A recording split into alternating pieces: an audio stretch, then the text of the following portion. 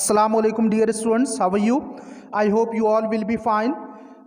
This is lecture number 7 of class 9th, lesson number 4, Mohenjo-daro, which we started previous week. And in previous lecture we studied about Mohenjo-daro, that Mohenjo-daro or the Mound of the Dead, it is 4,500 years old. It is near Larkana, 27 kilometers away from Larkana, and it was discovered in 1922. So further we'll study today. Carts and other forms of transport could come right to the center of the town. छकड़े या दूसरी किस्म के आमदोरफ्त के ज़राए शहर की वस्त तक आते होंगे।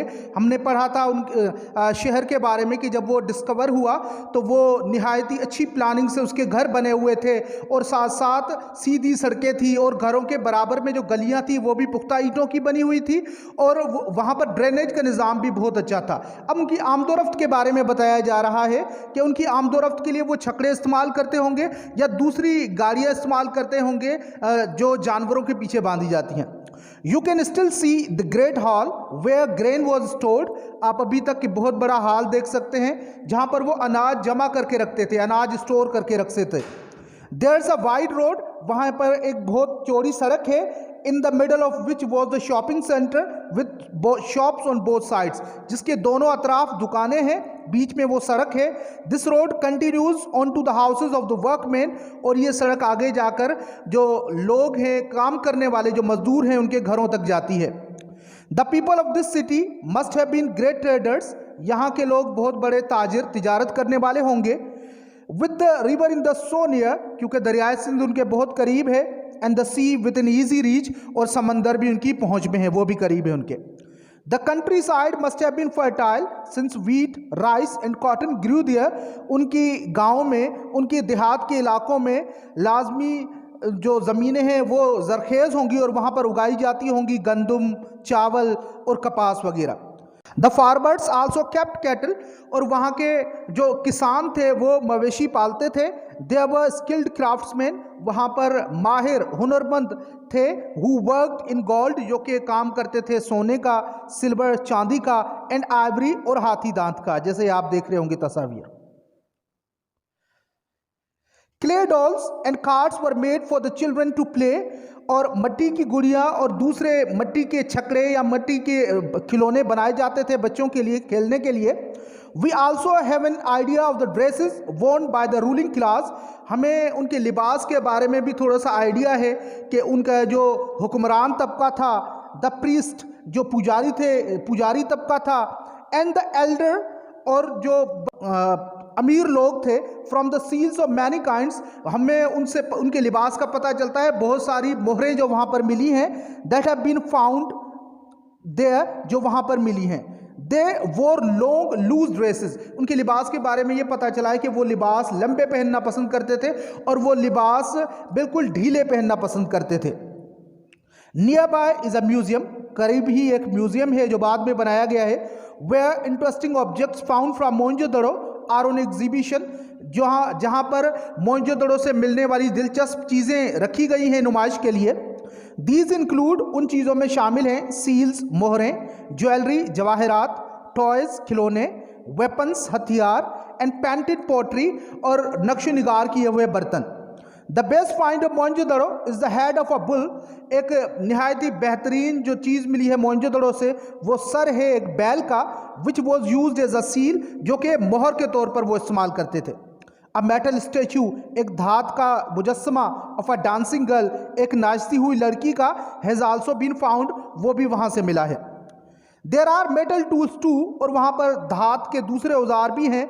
It is because of these metal objects that the probable age of the city is being given as about 4,500 years, और उन धात की चीज़ों को देखकर ही कहा जाता है कि ये 4,500 साल पुराना है, क्योंकि धात की चीज़ों को देखकर उस पर तजिया करके फिर माहिरीन ने कहा कि ये तकरीबन 4,500 साल पुराने हैं। For a long time these people lived a happy life, लंबे अरसे तक उन लोगों ने खुशगवार ज़िंदगी गुजारी। वो बड़े खुशगवार ज़िंदगी गुजारते थे, आबाद थे, हंसते थे, खेलते थे। दे वर क्वाइट रिच, वो बहुत अमीर थे। And travelled from place to place on business और ऑन प्लेजर, और वो एक जगह से दूसरी जगह सफ़र करते थे तिजारत की वजह से, कारोबार की वजह से या सैर व तफरीह की वजह से।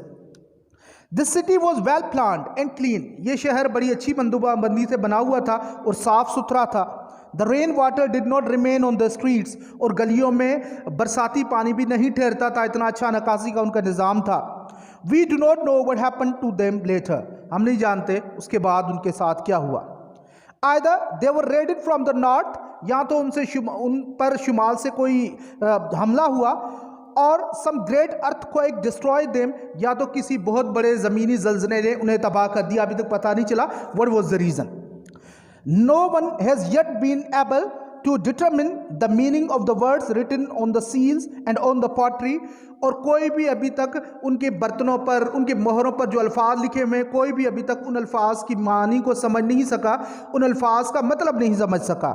Much should be learned if the language experts are able to decipher these words, बहुत कुछ जाना जा सकता है अगर हमारे लैंग्वेज के माहिरीन, अगर वो इन अल्फाज को पढ़ने के काबिल हो जाए, उनकी मानी तलाश करने के काबिल हो जाए, तो हमें मज़ीद पता चल सकता है इस शहर के बारे में। Learned man and visitors often come to the site, बहुत पढ़े लिखे लोग और सयाह इस मकाम पर आते हैं। दे कम नॉट ओनली फ्राम पाकिस्तान, वो ना सिर्फ पाकिस्तान से आते हैं, but also from all over the world, बल्कि पूरी दुनिया से आते हैं। लेट अस होप, हम उम्मीद करते हैं that their efforts succeed in deciphering these words, के उनकी कोशिशें कामयाब हों इन अल्फाज की मानी को तलाश करने में। We will then know a great deal more than we do now about this dead civilisation, तो हम मज़ीद इस मुर्दा सिविलाइजेशन के बारे, तहजीब के बारे में मज़ीद जान सकेंगे, अभी जो जानते हैं उससे कहीं ज़्यादा जान सकेंगे अगर हमारे माहिरीन उन अल्फाज की मानी तलाश करने में कामयाब हो गए, उन अल्फाज को पढ़ने में तलाश हो गए। सो this was the lesson. Now we'll study some words meanings of these paragraphs. So let's read the words meanings of these paragraphs. Number first word is cart, यानी छकड़ा। grain, अनाज। store, जमा करना, first form। second and third form stored। traders, ताजिर। countryside, देहाती इलाका। fertile, जरखेज या आबाद, first form। second and third form fertile। wheat, गंदम। cotton, कपास। rice, चावल। ग्रो, उगाना, सेकेंड फॉर्म ग्रू, थर्ड फॉर्म ग्रोन। कीप, रखना या पालना, first form. Second and third form kept, cattle, मवेशी। स्किल्ड, हुनरमंद। क्राफ्ट्समैन, कारीगर। सिल्वर, चांदी। आइवरी, हाथी दांत। क्ले डोल, मट्टी की गुड़िया। वेयर, पहनना, सेकेंड फॉर्म वोर, third form worn. Ruling class, हुक्मरान तबका। प्रीस्ट, पादरी या पुजारी। लूज यानी ढीले।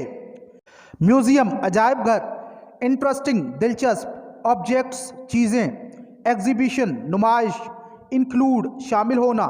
पेंटेड पॉटरी, नक्श किए हुए बर्तन। सील, मोहर। ज्वेलरी, जवाहरात। टॉयज, खिलौने। वेपन्स, हथियार। बुल यानी बैल। स्टैचू, मुजस्समा। प्रोबेबल यानी मुमकिना, यहाँ पर वर्ड की मीनिंग लिखना मैं भूल गया हूँ। बिजनेस, कारोबार। प्लेजर, खुशी। हैपन, होना, first form. Second and third form happened. Raid, हमला करना, first form. Second and third form raided. North, शुमाल। अर्थक्वेक, ज़मीनी ज़लज़ला। डिस्ट्रॉय, तबाह करना, first form. Second and third form destroyed.